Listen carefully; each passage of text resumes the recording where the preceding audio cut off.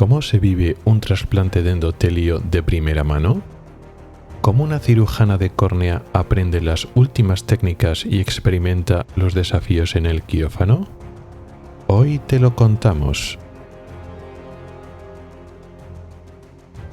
Ocularis, el podcast de salud visual con el oftalmólogo Rubén Pascual.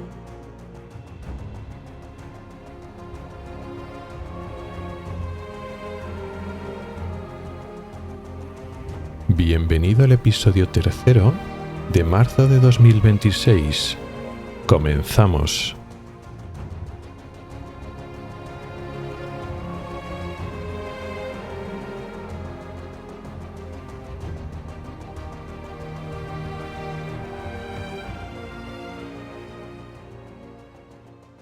Hola y bienvenido al podcast de Ocularis sobre salud visual y oftalmología.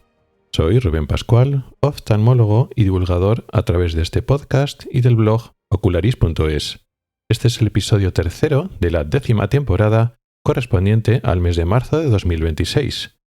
Como dije al principio de la temporada, en este 10º año del podcast vamos a realizar cambios que espero que os gusten tanto como a mí. Y este es el cambio más importante. Voy a alternar los episodios regulares con sus secciones habituales de noticias e investigación, tema principal y preguntas de los oyentes, con episodios especiales que son entrevistas. Voy a traer oftalmólogos con trayectoria reconocida que nos puedan aportar sus puntos de vista y experiencia. Hoy inauguramos esta novedad de las entrevistas con la doctora Rodríguez, que como ya hemos dicho en la introducción, nos hablará del trasplante de córnea, pero aprovecharemos también para preguntarle sobre su trayectoria profesional y nos contará lo que tuvo que hacer para formarse y aprender las últimas técnicas de su subespecialidad. En la charla de hoy no solo aprenderemos sobre la parte académica y práctica de la oftalmología, sino también de la parte humana del cirujano que hay detrás.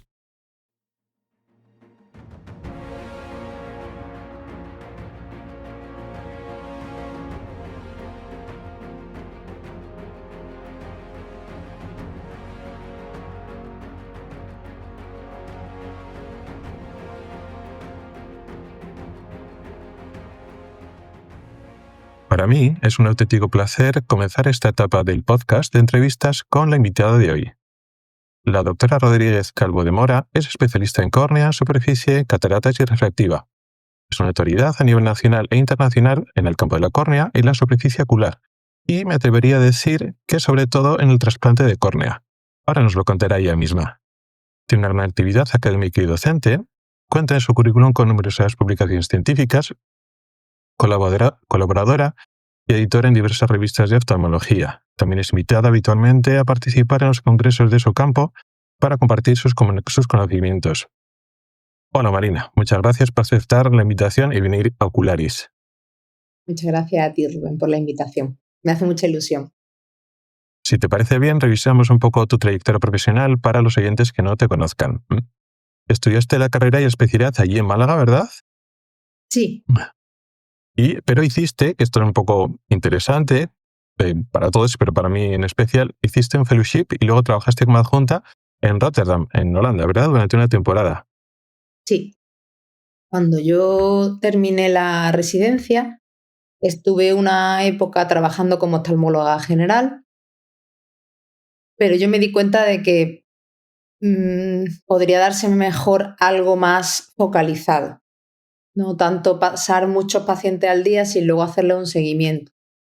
Así que a mí me gustaba la córnea desde la residencia y al menos en mi comunidad autónoma, en Andalucía, el tema de los fellows no estaba nada difundido, la verdad. Pero como yo no podía obtener una formación suficiente en córnea, sobre todo en las nuevas técnicas, pues intenté hacer un fellow y bueno, con ese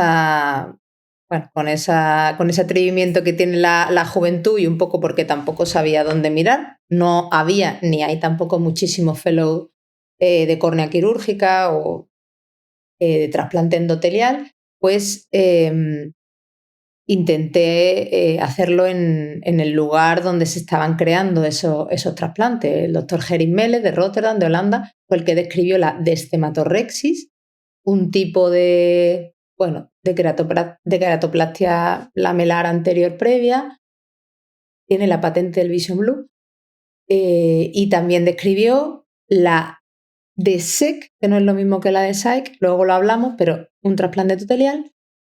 Tiene una técnica de DALC actual, que no es la más popular, y sobre todo, por lo que todos lo conocemos, es por la de MEC, es decir, que se trasplanta la capa más finita y que es actualmente la técnica que más se emplea cuando el endotelio está dañado. Increíblemente, me cogieron como fellow, estuve allí 8 meses, traje esa técnica a mi ciudad. También implantamos un banco de ojos, esto es fundamental, si nos da tiempo lo podemos discutir para que se hagan trasplantes endoteliales con mayor facilidad. Y un tiempo después me llamaron para trabajar como adjunta, como cirujana. Y estuve allí en Holanda durante un año. Cuando ya se puso la situación, digamos, más seria, en el sentido de que tenía que decir si me quedaba allí o me volvía a Málaga. Bueno, yo me volví a Málaga por razones puramente personales. O sea, el trabajo de allí era muy bueno, era un trabajo de ensueño, pero yo ya me proyectaba un poco, tenía 35 años y cuando yo me planteé pues, el tema de formar una familia y bueno, pues vivir, ver dónde quería hacerlo o vivir a largo plazo, qué lugar me gusta para vivir a largo plazo, pues finalmente elegí mi ciudad. Uh-huh. Muy bien, muy interesante. Y efectivamente, hace unos años el tema de los fellows en España pues estaba complicado. Podías tener suerte que en un hospital cercano hubiera gente que te pudiera enseñar durante 1 o 2 años tu especialidad o no, pero lo que tú dices, concretamente la cirugía de la córnea. Y claro, las nuevas técnicas en España estaba complicado. Pero además tú fuiste, al autor que casi, si no inventó, desarrolló la mayor parte de las técnicas que usamos ahora. O sea que vamos, cuesta directa al grano, ¿no? Qué bien. Tuve una suerte tremenda. Yo todavía no entiendo muy bien por qué nos cogieron. Aunque en general los cirujanos, los oftalmólogos españoles son muy apreciados, tanto para trabajar como para fellow, porque uno, estamos acostumbrados a sostener cargas de trabajo muy grandes y a lidiar con casi todo de manera muy independiente, porque estamos solos en la urgencia o casi solos. Y lo segundo, porque los españoles operamos mucho. Entonces, si tú vas a coger a alguien para un fellow quirúrgico, no es lo mismo un austriaco o un alemán o un suizo que no ha dado ni un láser, o sea, no ha operado un pterígio, no ha dado un láser, no ha hecho nada. Quizá tenga mucho más bagaje a nivel de investigación que tú, seguro. Habla mejor inglés que tú, probablemente. Pero es que luego allí en un fellow se trata de tratar con pacientes. Entonces, los españoles lo sabemos hacer, los portugueses también. Los italianos también, o sea, griegos, todos los mediterráneos estamos acostumbrados a trabajar mucho. En general, nuestra manera de ser es amable, sabemos tratar a la gente, para ello somos cálidos y sobre todo operamos bien, ya venimos operando.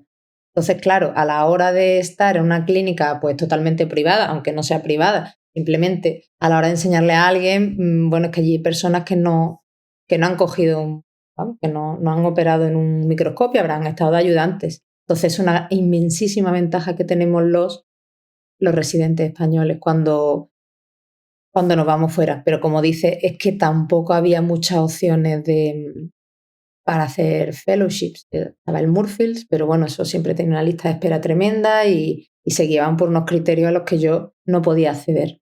Uh-huh. Sí. No estoy de acuerdo con lo que has comentado, tu experiencia con otros residentes, la formación de otros médicos en comparación del centro y norte de Europa. Vamos, mi opinión es la misma, tratar al paciente y luego lo de la cirugía. Lo de la cirugía hay una diferencia, en mi caso, abismal. O sea, de lo que he visto de residentes del norte de Europa, incluso que venían de otros países, es muy diferente. Y a veces los médicos de España pues no sabemos, ¿no? Nuestros puntos fuertes y nuestros puntos débiles. Eso sí que es cierto. Pero bueno, volviste a Málaga, hiciste el doctorado en 2016 y sigues ejerciendo allí, ¿no? Te has quedado allí en Málaga, ¿no? La pública trabajas en el Hospital Regional Universitario de Murcia, de Málaga, perdón, y en la privada en el Hospital Vitas Málaga. ¿Es así? Es así. O sea que ya estás asentada, has vuelto, ¿no? Sí. Bueno, Muy bien. y mi hospital donde hice la residencia, que claro, para mí eso es mi casa. Claro, qué bien, sí. Te has traído lo que has aprendido de Europa y has vuelto, ¿no? a Málaga. Pues qué bien. Como comentábamos antes, eres una autoridad en el segmento anterior, pero hoy queríamos destacar la parte de los trasplantes de córnea. Me gustaría poder compartir con la audiencia pues, tus opiniones, tus puntos de vista de una experta de este tipo de cirugías, que quizás es la que más innovación y cambio está sufriendo en los últimos años dentro de la oftalmología. Ya lo veremos.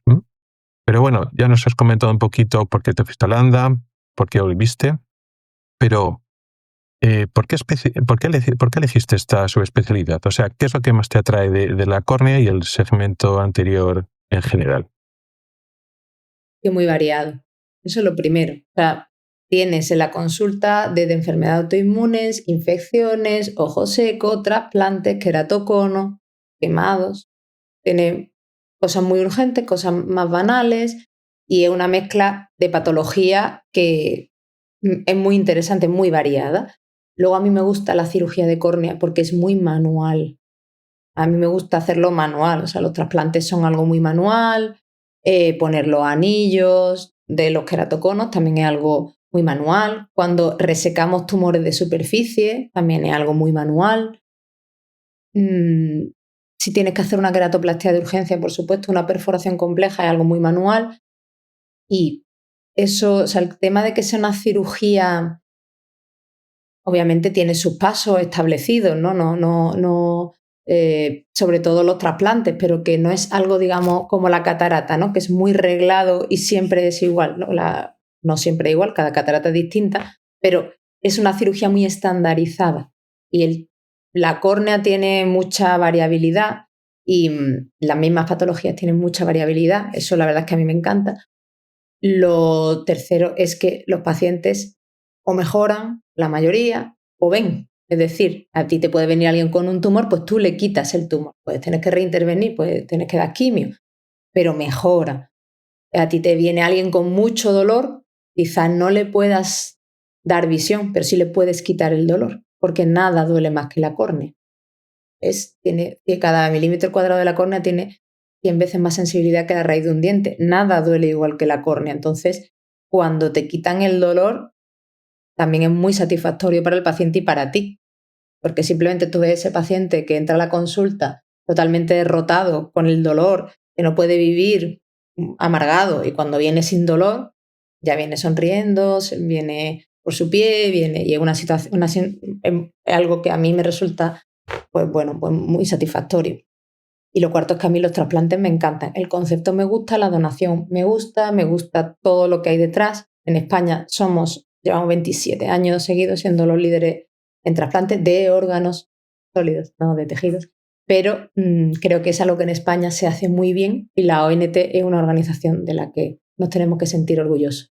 Muy bien. O sea que notas, una de las ventajas es que es resolutiva en el sentido de eso, lo que he dicho, o resolver agudeza visual, hay una mejoría real o mejora de los síntomas del paciente, o sea que es más resolutiva que otras especialidades que luego nombraremos.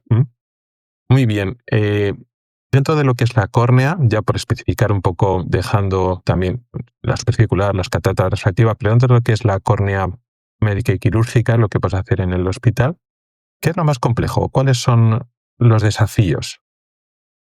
Los desafíos con muchos son la superficie compleja, quiero decir, cuando tenemos pacientes con enfermedad autoinmune o enfermedad un poquito más complejas como el Steven Johnson, un tipo de enfermedades en que el problema no está, o los problemas del limbo. El limbo es una estructura que hay alrededor de la córnea que la regenera. Entonces, cuando tú no tienes limbo, cuando no hay nada que regenere la córnea, son grandes retos, porque si tienes tus dos ojos afectos, que es lo que pasa en muchos casos, a no ser que sea una quemadura, una casticación, claro, ya el trasplante de limbo es de cadáver. Y entonces hay que hacer una inmunosupresión muy severa, con unos resultados variables, Y estamos hablando de que esa persona, si no tiene limbo, no tiene córnea. Y si no tiene limbo ni córnea, tiene dolor y no tiene visión. Entonces, y además en los dos ojos. Eso es súper complejo. Nos hacen falta más unidades a nivel nacional donde tú realmente puedas derivar a esos pacientes. Eso necesita hay especialistas en córnea, especialistas en glaucoma, oculoplásticos, o bien inmunólogos o reumatólogos internistas, dependiendo en cada hospital quien se ocupe para la inmunosupresión. Necesita alguien, o sea, algún sitio que sea esos pacientes súper complejo. Por otro lado, también están las enfermedades autoinmunes, tipo el pemfigoide, ¿vale? Que necesita un reconocimiento rápido, una inmunosupresión precoz, y que al final estás siendo muy agresivo para conservar lo que tienes. Eso quizás sea la parte de la córnea en la que no es resolutiva, simplemente es para conservar. Ujú. Yo Sí, diría sí, que sí. los retos son esos, o sea, a nivel de complejidad. Luego creo que a nivel de sobrecarga eso da igual que sea oftalmólogo general o sea especialista. Sí que es verdad que nosotros tenemos muchísimo ojo seco. Es verdad que el ojo seco por su naturaleza es muy difícil de tratar porque tienes que conseguir una estabilidad, o sea, las citas como tal de revisión no tienen demasiado sentido, sino sería lo ideal poder ver a los pacientes en su empeoramiento y si luego están un año y medio mejor no volver a verlos, pero esto es muy complicado de gestionar en el sistema público. Cada vez hay más enfermedades autoinmunes, hay muchos procesos cancerosos y otro tipo de circunstancias que generan un ojo seco que no siempre es evidente.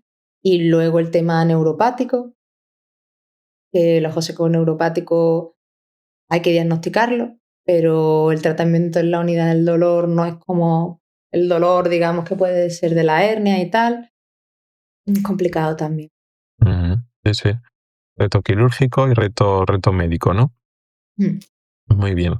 Vale, ya vamos a meternos un poquito en el fregado, ¿no? En la cirugía corneal, porque en el podcast hemos hablado muy por encima, hemos hablado pues de la madre o la abuela de las cirugías, que es la queratoplastia penetrante, pero las técnicas más actuales las hemos dejado un poquito hilvanadas, enumeradas, y yo creo que nos merece la pena empezar un poquito más a hablar de ese tema. De forma así general, la cirugía corneal a día de hoy, ¿tú crees que es la microcirugía por excelencia dentro de nuestra especialidad, la cirugía más minuciosa, más delicada? Lo digo porque ya sabemos que también los retinólogos quieren parar para lo suyo y hablar de que la suya es la más delicada. Está claro que los de párpado, los estrabismos son cirujanos macroscópicos. La cirugía de cataratas incluso ya se queda un poquito atrás y los que estáis tratando de forma más delicada, minuciosa, pues estáis un poco ahí. ¿Tú qué opinas? Yo, para empezar, creo que la cirugía de catarata es una de las cirugías más difíciles que existen. O sea, primero, porque la diferencia entre el triunfo y el fracaso es una cápsula posterior. Y segundo, porque el nivel de expectativas es absolutamente delirante. O sea, no se acepta un error en la cirugía de catarata. La cirugía de catarata es una cirugía muy difícil. Lo que pasa es que la hacemos mucho. Y como se hace mucho, también pues la tecnología ayuda. Bueno, pues las complicaciones están, digamos que lo que hay que hacer una complicación está pues muy bien determinado, pero como cirugía difícil la cirugía de cataratas. Quiero decir, no me parece que una DIMEC sea más difícil que una cirugía de cataratas. Dicho esto, no sé si la cirugía de córnea es más microquirúrgica que la de retina o que la de glaucoma, que tienen unas cirugías espectaculares también. La verdad es que no sabría decirte. Yo hago córnea, es lo que me gusta, los retinólogos hacen unos pelados delimitantes que son muy chulos. La cirugía de glaucoma me parece una auténtica pasada, porque a mí las cirugías como de la parte de fuera de superficie me gustan mucho y me parece que es maravilloso lo que hacen. No sabría decirte cuál es la microcirugía por excelencia. A lo mejor, no sé, la verdad es que no. Quizás los retinólogos se apoyan más de un aparato, pero eso no les resta que sea microcirugía. Y la catarata, por supuesto, es una cirugía, ya te digo que no sé, creo que yo opero cataratas, y bueno, pues cataratas complejas, pero bueno, los retinólogos también hacen cataratas muy complejas, los cirujanos puramente de cataratas. Y para mí, ya te digo, yo creo que es de las cirugías más difíciles que hay. Yo creo que es comparándose transversalmente a todas las cirugías. y que nos lo tenemos un poco que creer nosotros, aunque ya a nivel público creo que esto está perdido. Eso sí, está perdido. No, has abierto un buen melón precisamente porque como todo el mundo hace cirugía en España, porque sí que es cierto que en otros sitios la consideración de la cirugía de cataratas es diferente.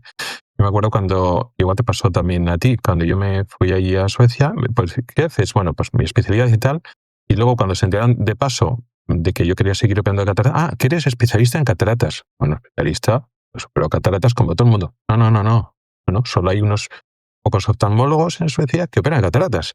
Y el resto no opera. Y el que opera retina no opera cataratas, el que opera párpados no opera cataratas. Y entonces, claro, en España, igual en otros países también, pero que es una anomalía. Y como lo hace todo el mundo, y todo el mundo se opera, y la mayoría de los resultados son buenos, pues lo que tú dices, la gente, incluso nosotros mismos, como que lo desprestigiamos o no nos damos cuenta de que tú dices, vas muy bien, medio segundo vas fatal. Y sin nada que decir, pues que si no he hecho, pues creo que lo he hecho bien, se ha roto la posterior porque sí, a veces dices, ¿qué he hecho? Porque se haya roto. Y de repente todo fatal. Todo fatal en el sentido de que luchas, estás más rato, limpias, haces vitrectomía interior, pones una lente en cámara anterior, igual el paciente 3 meses está bien unidad, pero ya lo has hecho mal. Y ya has tenido complicaciones y como a los 3 días el paciente no está viendo bien, tú eres el que le has dejado mal y bueno, pues si al final la visión es buena y no tiene gran dolor, simplemente pues un poco de más gotas, unos pocos más de revisiones y ya tarda más semanas. Y ya lo has hecho fatal. Y es una presión que nos lo ponen los pacientes, pues nos ponemos también nosotros mismos. O sea que sí que estoy de acuerdo que, bueno, lo de la microcirugía y lo de a ver cuál es el mejor cirujano es un poco tontada. Pero bueno, lo saco porque tú sabes que, bueno, pues algunos cirujanos tienen esas cositas, ¿no? Sí, a ver, el mundo de la córnea no está exento de eso, pero bueno, a ver, a mí la cirugía me parece muy bien, pero no deja de ser una habilidad manual. Para mí es muy superior, esto es mi concepto personal, la habilidades mentales. Como me dijo a mí una vez un jefe de servicio, dice, cirujanos buenos hay mucho en España. Pero ahora, alguien que opere bien, que sea buen clínico y que encima sepa investigar, o sea, quiero decir, el jefe decía, mira, yo puedo buscar en 2 segundos 10 cirujanos buenísimos de cataratas y tenerlos todo el día operando cataratas. Y van a ser los tíos más felices del mundo, sin pasar consultas, sin nada. Pero dime a alguien que se vaya a poner a pasar una consulta, a pasarla bien, y dime alguien que se vaya a poner a ordenar esos datos, publicarlos, elaborar, ver un plan del servicio, ver cómo vamos. Y yo estoy muy de acuerdo con él. Estoy hablando en España, ¿vale? En España, donde hay gran cantidad de cirujanos, donde no hay problema, donde los residentes están ansiosos por operar, que no es que no me parezca meritorio, o sea, me parece meritorio operar, pero no es lo único, ¿no? No es, a lo mejor en este sentido yo soy un poco una rara avis, ¿no? Me parece muy bien operar es genial, pero es algo más dentro de nuestras competencias, porque lo más difícil no es aprender a hacer una técnica, ni siquiera aprender cuándo hacerlo. Lo más importante es saber cuándo no hacerlo, cuándo no seguir operando. Quizás en la catarata esté más claro, pero en la córnea no. Porque en la córnea tú puedes seguir operando y puedes seguir y seguir y seguir. No es como la retina, que ya si no ve porque ya la mácula está atrófica, o el glaucoma cuando ya hay un caldero. No, en la córnea tú puedes seguir operando. Y hay que saber cuándo parar. Por el paciente y por ti. Claro. Y para mí eso es lo más difícil de aprender. Sí, no, estoy de acuerdo. De hecho, yo elegí una especialidad que precisamente no es la cirugía más atractiva, sino saber cuándo operar, cuándo no operar y qué operar. No operar por operar. O sea que al final todo es lo mismo, ¿no? No te dejas deslumbrar por la tecnología o el prestigio. Al final es el cerebro que hay entre las manos, ¿no? No son las manos, sino es el cerebro que decide, ¿no? Sí, estoy totalmente de acuerdo. Vale, vamos a meternos más un poquito ya en la harina. Como hemos dicho antes, la queratoplastia penetrante es un poco el gol estándar más antiguo, o sea, cuando algo no se puede hacer o algo ha ido fatal, al final puede recurrir teóricamente a la queratoplastia penetrante, pero lo que intentamos es las cirugías modernas, parciales, donde no cambiamos toda la córnea, sino solo una parte, queremos sustituir las nuevas cirugías para no hacer la queratoplastia penetrante si podemos evitarlo. Con lo cual, esta queratoplastia de espesor completo ha quedado obsoleta a día de hoy, 2025. No, obsoleta no. Intentamos pillar la enfermedad de antes para trasplantarlas, como tú dices, por capas. ¿Por qué? Porque tienen menos rechazo y los resultados son más rápidos y a veces mejores. Pero bueno, eso supongo que para que lo entendamos todos, como cuando la cirugía abdominal, pues a veces se puede hacer por la paroscopia y a veces hay que abrir. Ya está. O sea, no es. Las técnicas son herramientas en nuestra caja de herramientas y las vamos usando según las vamos necesitando. Quizá para ciertos pacientes que no tienen un gran potencial visual o no pueden venir a las revisiones y tienen la córnea muy afecta. Es que si tienen la córnea muy afecta, la vas a tener que hacer y eso podremos minimizarlo. Podrá haber menos casos, pero penetrante va a haber que hacer siempre. Ujú. Muy bien, muy bien. Y dejando un poco la penetrante, que ya hablamos en su día y era más fácil de explicar en lo básico, ¿no? Bueno, pues todo el espesor. Vamos a meternos un poco en las cirugías actuales, que a mí, desde fuera, que no estoy trabajando todo el día con ellas, me hace mucha gracia. DALC, DMEC, DSAEC, DSEC.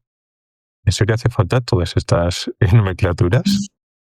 Bueno, a ver, realmente se pueden simplificar, ¿vale? Yo creo que el concepto importante es que tenemos una queratoplastia penetrante en la cual cambiamos el espesor completo de la córnea y luego tenemos unos trasplantes lamelares o laminares en las que vamos por capas. Entonces, si nos imaginamos la córnea, ¿vale? Como dos unidades, digamos la unidad anterior que es el estroma, ¿vale? El estroma, el epitelio, 90% del grosor, y luego el endotelio, que es esa monocapa de células que tienen mucha importancia porque regulan el paso del humor acuoso dentro de la córnea. Entonces, si fallan, no se reproducen, se hacen cada vez más grandes esas monocapas de células, pero llega un momento que se hacen incompetentes y empieza a entrar a humor acuoso en el estroma. Si fallan esa capa, pues lo que tenemos que hacer es intentar separar por capa. Entonces, si afecta la capa, digamos, anterior, el estroma, pues tendrás que hacer una queratoplastia lamelar anterior. Ya está. Y si falla la parte de atrás, lo que es el endotelio, pues tienes que hacer una queratoplastia lamelar posterior. Realmente no hace falta saber nada más, no te tienes que saber las siglas, ¿vale?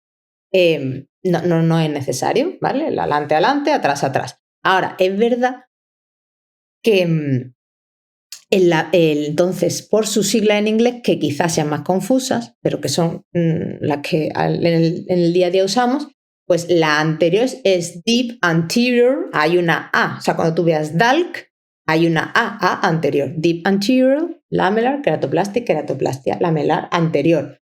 Profunda, porque hay una superficial, pero se hace muy poco y no tiene sentido. O sea, si tú ves una A, es la A anterior. Y luego las posteriores o endoteliales, porque lo que cambias es el endotelio. Hay dos que además tienen una E cada una. Una E es la DSEC o DSAEC o DSEC. DSAEC y DSEC es lo mismo. Lo que pasa es que en una se prepara con un aparatito que se llama microqueratomo, por eso la A de Automated y la otra no. Pero ya está. Entonces para acordarnos, ¿vale?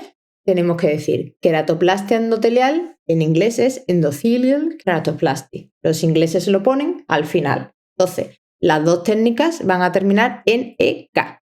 Entonces, a nivel mnemotécnico, la DSEC o DSAEC tiene estroma en el trasplante y la DMEC o DMEC solo tiene membrana, membrana de CEMET. Entonces, tenemos la DSAEC, que es la Descemet Stripping Automated Endothelial Keratoplasty. Pero cuando tú veas EK, dices endotelial. Tiene una S, la que lleva estroma. La DMEC solo lleva membrana, es Descemet Membrane Endothelial Keratoplasty. Ahora, ¿cuál es la diferencia entre las dos queratoplastias endoteliales? Las AK. Pues una, la de membrana, la DMEC, que fue lo que ha hecho más famoso al señor con el que yo me formé, que es Gerin Meles, en esa cirugía solo retiras membrana de CEMET y endotelio del paciente y lo único que le trasplantas es membrana de CEMET y endotelio. Ya está. Pones lo que quita. Fin.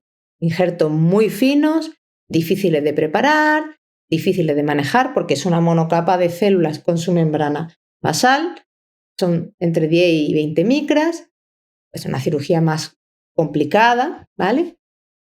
Porque el injerto tiende a enrollarse. Una vez que tú separas la membrana de CM y el endotelio del donante, hace un corazón, porque la membrana de CM es elástica, más elástica cuanto más joven el paciente. Entonces, por eso se mete hecha un rulito y ya se despliega dentro del ojo. Sin embargo, la de SEC o de SAEC, el injerto se prepara normalmente, 99% de los casos, con un instrumento que se llama microqueratomo, que lo que hace es cortar la córnea, ¿vale? Entonces, queratomo, lo que corta la córnea, y no solo deja membrana de CM y endotelio, sino que deja un poquito de estroma del donante. Son injertos un poquito más gruesos. Cuando yo empecé con la de SAEC, era injertos de 200 micras, ahora ya lo hay de 50. Pero el caso es que tiene un poquito de estroma. Y como tiene un poquito de estroma la de SAEC, es un injerto más fácil de manejar, se despliega mejor y normalmente se adhiere mejor. Pero da igual. Tú tienes malo el endotelio y nosotros te vamos a poner endotelio. En la de MEC solo endotelio y en la otra tiene un poquito de estroma. Da lo mismo. No es una diferencia tan grande. Creo que para las personas que no se dediquen a la córnea, con decir queratoplastia lamelar anterior y posterior, va bien. O sea, tampoco cambia tanto, o sea, ni el pronóstico, ni los resultados, ni nada. Así que es verdad que son acrónimos muy liosos, pero con el DALC A anterior, las que terminan en EK, pues son endoteliales, una con estroma y otras solo con membrana, pero da igual, son queratoplastia endoteliales.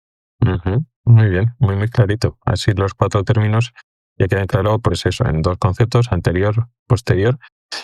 Realmente, de lo que yo he visto, igual estoy equivocado, la mayoría de veces que estáis esperando a estos trasplantes lamelares, la mayor parte de las veces son trasplantes de endotelio, ¿no? O sea, hay más trasplantes endoteliales que trasplantes de estroma, de DALC.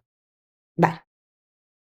Esto es así en los países anglosajones, porque en estos países hay una distrofia que es, las células vienen mal, estas endoteliales, ¿vale? Son muy prevalentes, en Holanda muy prevalentes, en los países anglosajones y sus colonias, bien.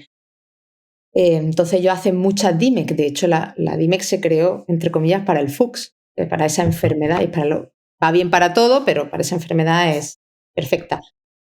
Siendo el Fuchs una enfermedad muy poco frecuente, realmente a nivel mundial es el 5% y sin embargo supone más del 40% de los trasplantes. ¿Por qué? Porque son países anglosajones, son países ricos que tienen recursos.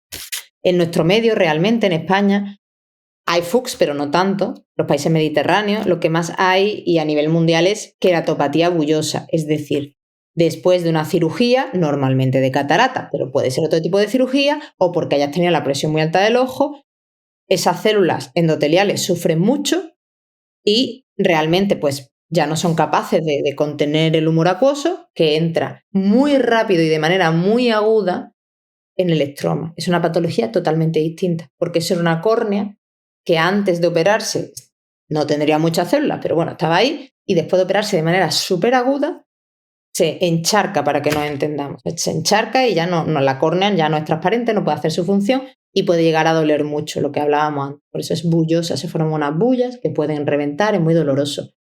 Esto tiene peor pronóstico. No todas las enfermedades de las córneas tienen el mejor pronóstico, tienen el mismo pronóstico. No es lo mismo tener un ojo perforado que tener una distrofia de Fuchs o un queratocono. Esas enfermedades van muy bien con trasplantes, siempre tienen unas tasas muy buenas. Luego ya la queratopatía bullosa, que es lo que más tenemos en nuestro medio, pues claro, es una enfermedad que se le puede hacer una DIME y se le hace muchas veces, pero no son los mismos resultados, ¿no? Otros resultados son más discretos, también porque suelen ser pacientes que tienen más patología asociada o vienen de una cirugía de catarata complicada. Eso sí hay que remarcarlo. Luego otros países hacen muchísima más DALC. ¿Por qué? Porque su problema principal en Oriente Medio son los queratoconos. ese es su problema, la prevalencia de los queratoconos. Mientras que en India y en China hay muchas infecciones corneales, por lo cual ellos hacen muchas penetrantes y muchas DALC, pero por infecciones corneales, no por queratoconos. Entonces, depende de la patología, tú harás más una técnica u otra.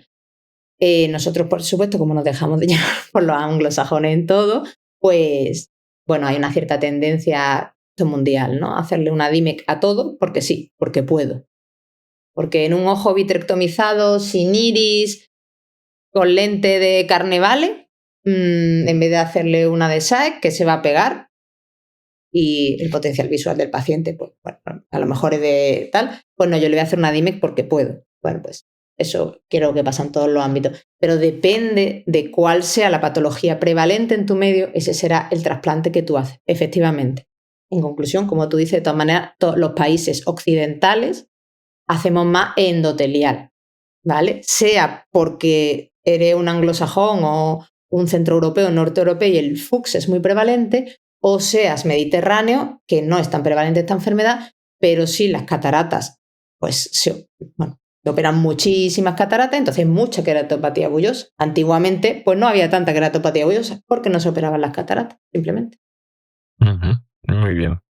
En mi caso concreto, yo he tenido ocasión de ver relativamente bastante trasplante de endotelio en vivo, por una circunstancia totalmente casualidad ajena.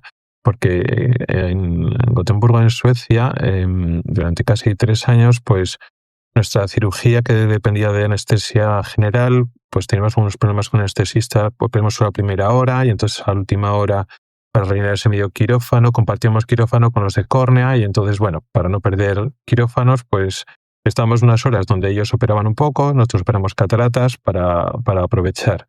Y entonces, pues me tocaba estar de asistente, o que no hacía nada, pero bueno, compartía quirófano con compañeros de córnea y les veía un poco la parte práctica, ¿no? Lo del trasplante endotelio, meter el rulito, entraba en cámara anterior y luego yo les veía sudar la gota gorda y decir, y pues nada, y si se abre bien y si no, pues nada, ahí están luchando, ¿no?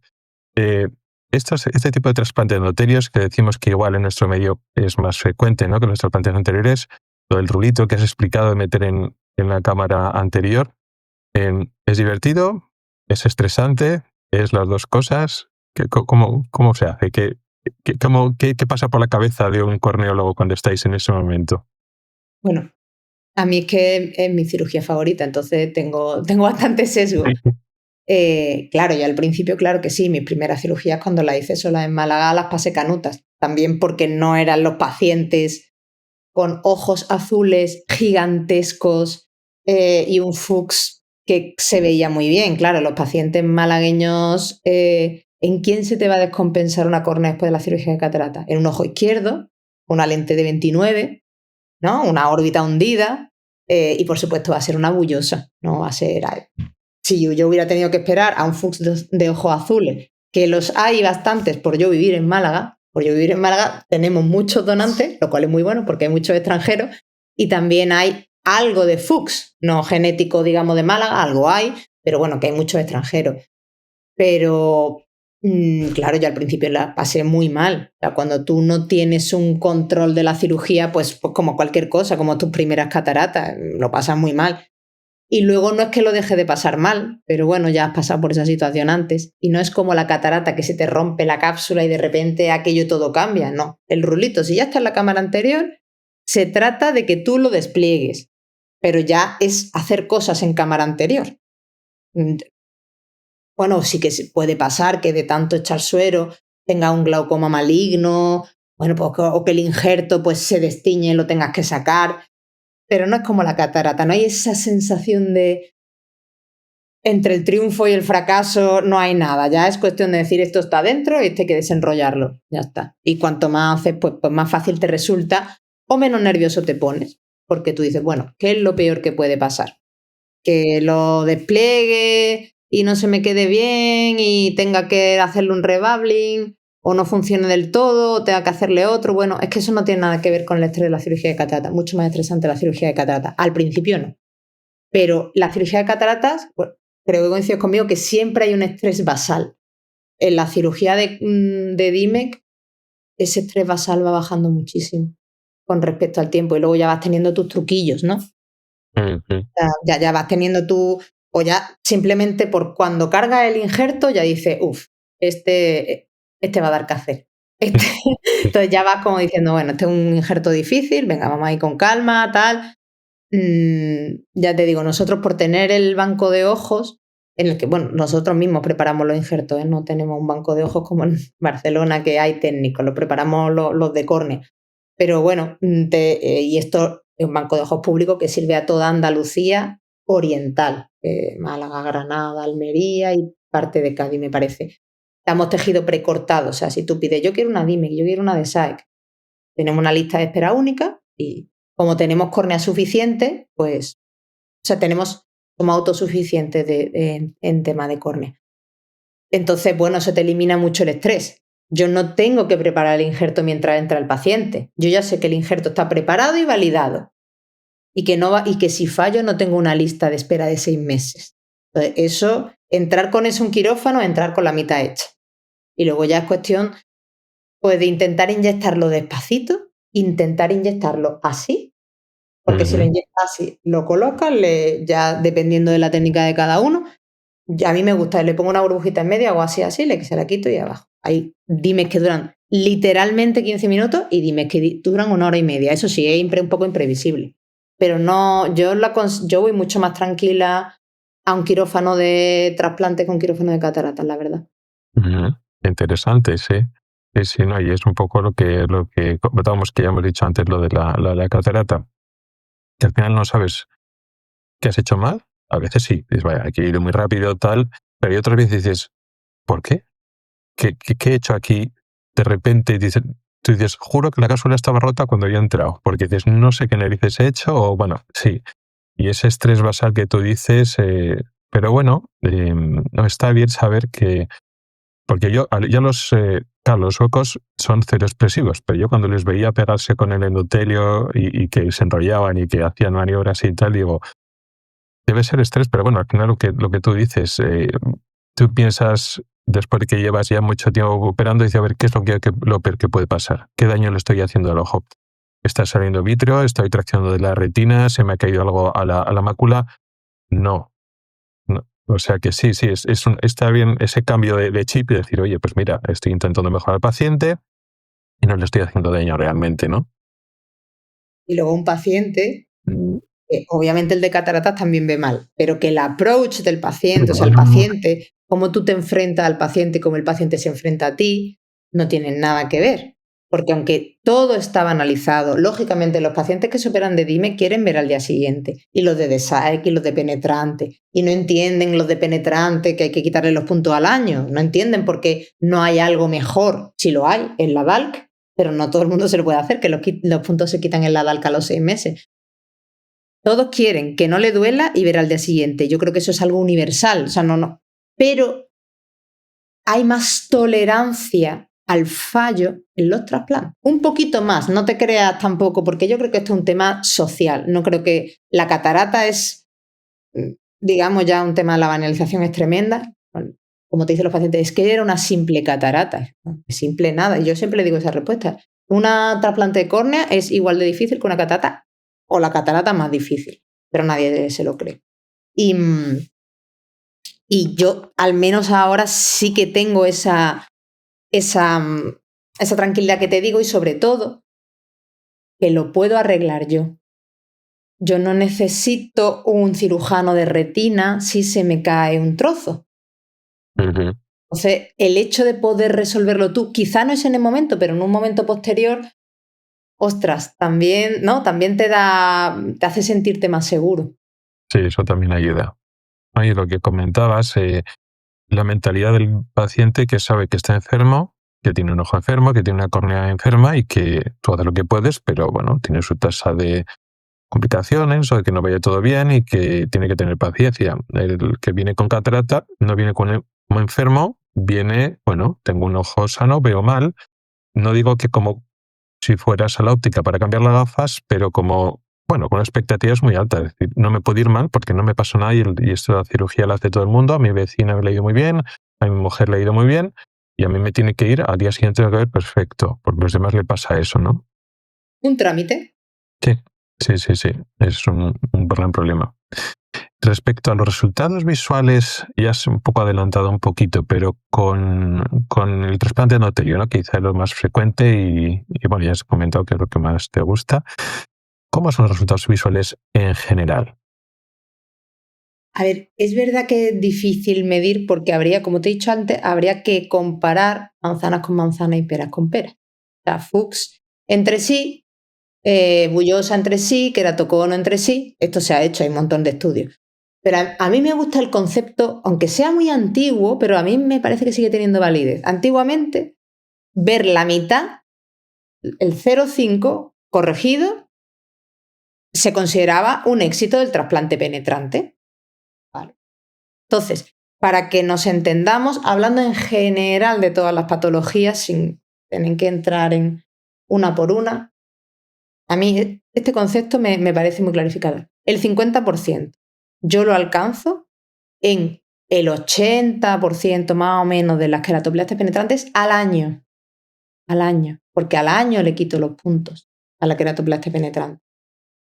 Y es una cifra parecida en términos de agudeza visual. Las DALC, las anteriores, no es que vean mucho más que las queratoplastias penetrantes, pero los puntos se quitan a los 6 meses y la tasa de rechazo es mucho menor, porque como no trasplantas endotelio, el rechazo más grave, que es el endotelial, no se puede dar. Se puede dar otro tipo de rechazo, pero que es más leve y normalmente cura. Entonces, no te da un beneficio a nivel visual, pero sí a nivel te evitas complicaciones. Es decir, en una persona joven tienes que intentar que te salga de la DALC, porque le conservas su endotelio. En un queratocono, que suele ser de personas jóvenes, tienes que intentar que te salga. Bueno, si no sale, no sale, pero... Entonces, no es tanto la mejoría de agudeza visual, porque esto se ha visto en muchas publicaciones, sino las menores complicaciones. Luego, este 0,5 que nos hemos marcado, ¿vale? En DIMEC y DSAEC sube mucho. También depende de cuándo estamos haciendo esta DIMEC y DSAEC. Estamos hablando de la patología normal, distrofias y queratopatía bullosa, es decir, después de cirugía de cataratas. No estamos hablando de una cirugía súper compleja de cataratas que luego ha tenido una subida de tensión, una vitrectomía, le han hecho luego una cirugía de glaucoma. Eso va aparte. Vamos a hablar de la normalidad. Es que aquí estamos en el 90-95% de los pacientes, pero claro, en la de SAEC de 1 a 3 meses, pero es que en la DIMEC de 1 a 3 semanas, sin puntos. Bueno, a lo mejor en la de SAEC echa un puntito o dos, sin puntos. Pero claro, eso es...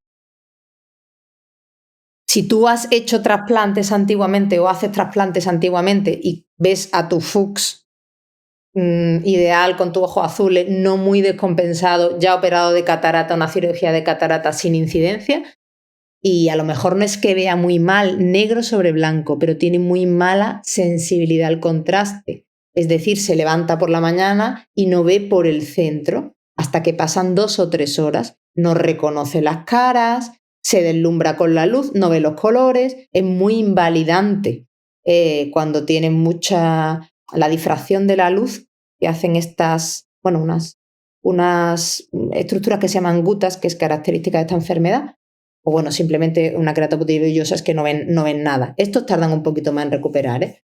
Pero vamos, como media, es que hay algunos Fuchs que ya eso a la semana o a las 3 semanas ya están viendo pues eso, más 0,5, 0,6, algunos más, pero no es lo raro.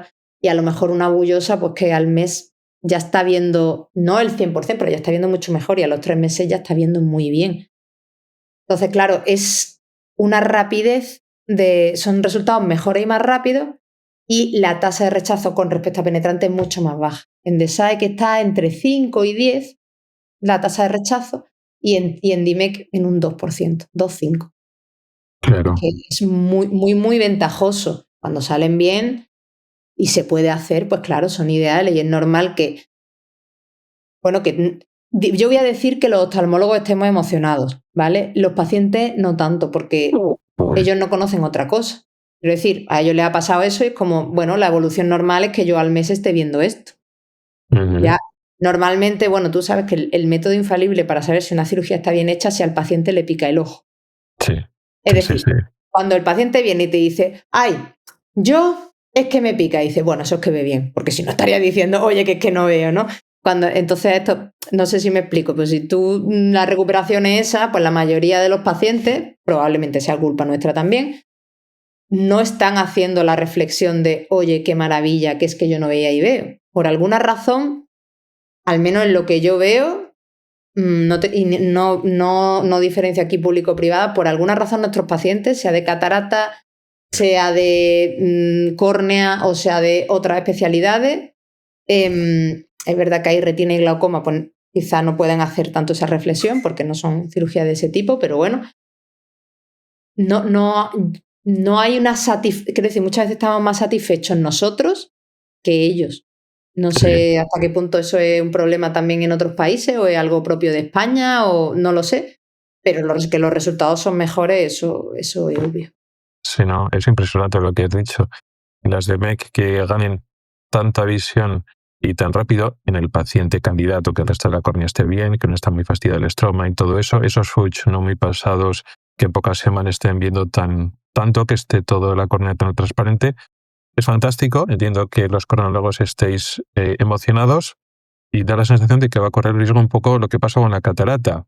Tienes una patología súper grave de la córnea, en 3 semanas estás viendo súper bien. Son las expectativas, ¿no? Y entonces, no, a mi vecina le hicieron trasplante de córnea y en un mes estaba conduciendo. Y claro, que te viene otra patología, con otro problema, le tienes que hacer una penetrante y claro, como a este año le quitas los puntos, pues tú eres la cirujana mala, ¿no? Porque a mi vecino le han operado también la córnea, entonces un poco corre ese riesgo de banalizarse otra vez, ¿no? Qué mal. Te voy a dar, no, que te quiero entretener más, que sé que nos estamos pasando de la hora. Ya la última cosa, yo hice una review porque me llamó mucho la atención y la quise hacer una review de lentes premium en DIMEC, en pacientes con Fuchs, ¿vale? Entonces, la última iteración, o sea, lo final ya es que si tú ves a alguien con Fuchs, y esto lo hace Francis Price, que es un tío que es un crack de la DIME, del trasplante en general, primero le haces la DIMEC y luego, cuando esté estabilizado, al mes a los 3 meses, le pones la multifocal o la EDOF. Wow. Adiós. Adiós.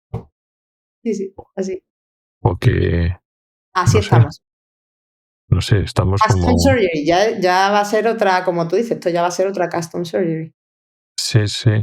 No, me alegro que digas eso porque yo a veces no me dedico a la refractiva súper en serio, pero de vez en cuando pues voy a webinars y voy a cosas y entonces empiezan a hacer ese tipo de cosas y digo, o yo me he hecho mi mayor o me he quedado un poco, pues eso, yo de cuando yo era residente era la queratoplastia y nada más, pero digo, pero estamos así haciendo esas cosas con esas córneas tan raras, con no sé qué alteraciones ópticas puede tener esas córneas, que sí, que están viendo bien, le estamos metiendo unas lentes premium, no lo sé. Y como no sé de eso, al final me quedo con lo que digo, seré yo, que ya estoy mayor y me da miedo esas cosas, pero está bien, ¿no? Que alguien que sabe más diga, oye, no, bueno, estamos pasando un poquito, ¿no? Hay que pensarlo, ¿no? Tampoco quiero decir, porque tú no le puedes asegurar a ese paciente que no vaya a tener un rechazo y le vayan a cambiar las CAS y vaya a tener OAS. O sea, te quiero decir que, como tú bien dices, bueno, eso es el futuro. Quizá en nuestro país no va a ser así porque no hay tanto Fuchs. Entonces, bueno, es verdad que a veces los mediterráneos nos quedamos un poco en un punto intermedio, ¿no? Que yo lo atribuyo a sabiduría mediterránea, queda un poco intermedio de las cosas. Pero efectivamente, la banalización de la cirugía yo creo que es uno de los mayores problemas que tenemos en oftalmología. Sí, sí. Y también por criticar un poco también hacia nosotros mismos como profesión, en la evaluación que hacemos económica de esto. Es decir, bueno, pues efectivamente un porcentaje de los pacientes va a hacer rechazo, va a tener unas alteraciones visuales que no puedes valorar realmente y van a quedar mal, pero es este porcentaje que van a quedar muy descontentos. Pero tienes este otro porcentaje que van a quedar muy contentos si cobras esto. Haces balance y dices, me merece la pena dejar a pacientes muy mal porque los pacientes muy bien me van a pagar mucho dinero. Entonces, cuando entramos a hacer esas valoraciones económicas, pues se pierde ese criterio de decir, no, mira, vamos a intentar minimizar el número de complicaciones en cirugías que son evitables si haces una cirugía más segura y la visión es buena, aunque no pueda ver a todas las distancias sin gafas. No lo sé, es mi opinión. Yo creo que, a ver, el planteamiento que hacen ellos es, dependiendo de cómo te quedes, ya qué lente te pongo. Pero, o sea, no ponen multi a todo, el multifocal.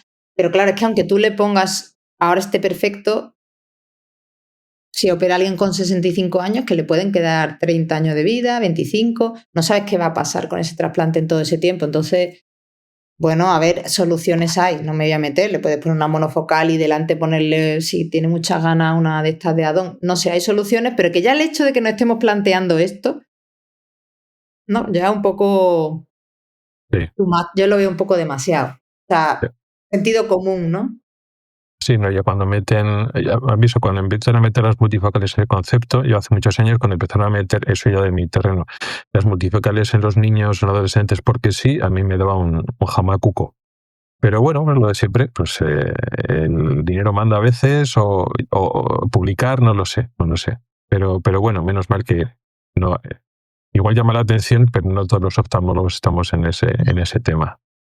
No. Pues bien, la verdad es que se han quedado temas muy interesantes. Me hubiera gustado hablar también pues, del banco de ojos, de ese tipo de cosas, pero yo creo que son cosas que podemos seguir hablando. Vamos a hablar más de trasplante de córnea y de lo del banco de ojos, y podemos hablar de otros temas de superficie ocular, pero yo creo que lo podemos ir dejando aquí. Tampoco queremos hacer el episodio muy largo y sobre todo queremos dejar a la gente con ganas, ¿no? Es decir, que la gente también pregunte, pida. La gente es muy activa y enseguida va sugiriendo temas y tal. De hecho, ya lo dije, creo que hace un par de meses, que el podcast me lo hacen. O sea, tengo una lista de cosas que me van pidiendo los oyentes. El tema del trasplante de córnea quedó un poco con dudas y la gente quería saber. O sea, que yo creo que también me podemos dejar un poquito con las ganas y otro día, pues, si te apetece, te vienes aquí y nos sigues hablando un poquito de la córnea y del segmento anterior. ¿Qué te parece? Muy bien, Rubén. Lo que tú quieras, lo que quieran tus seguidores, y de nuevo muchísimas gracias por traerme, porque me gusta mucho la labor que hace divulgativa, es súper valiosa. Hombre, muchas gracias a ti por aceptar la invitación. Yo creo que es una charla súper interesante, tanto para gente que no es profesional, pero que le interese y que yo creo que lo explica todo muy bien desde lo básico. Y también, pues eso, profesionales, optometristas, oftalmólogos como yo, que no somos corneólogos, pues nos has actualizado muy bien en todos estos temas. Así que, pues nada, muchas gracias por todo y te emplazo para otro día. O sea, que te tomo la palabra para que puedas venir en otra ocasión. Fenomenal. Muchas gracias. Gracias. Adiós. Y con esto llegamos al final del podcast de hoy. Quiero agradecer de nuevo a la doctora Rodríguez que haya aceptado la invitación, también por su capacidad docente y claridad explicando conceptos. Se nos han quedado muchas cosas en el tintero. Por favor, hacedme saber a través de redes sociales, mail, Telegram, si queréis que venga de nuevo Marina al podcast, que nos cuente cómo se realizan las donaciones de córneas, el banco de tejidos o cualquier tema relacionado con la córnea o el segmento anterior. Muchas gracias por el tiempo que has dedicado a escucharnos. Recuerda que puedes contactar conmigo para proponer temas para próximos episodios, tanto para los episodios regulares como sugerencias de entrevistas. Puedes escribirme a través de mi correo electrónico, que es ocularis@ocularis.es. También puedes hacerlo a través de Telegram, X, Mastodon o LinkedIn. En las notas del programa están todas las formas para contactar conmigo y participar. Ahí también encontrarás enlaces a artículos del blog y episodios del podcast relacionados con el tema de hoy. Hasta el próximo episodio.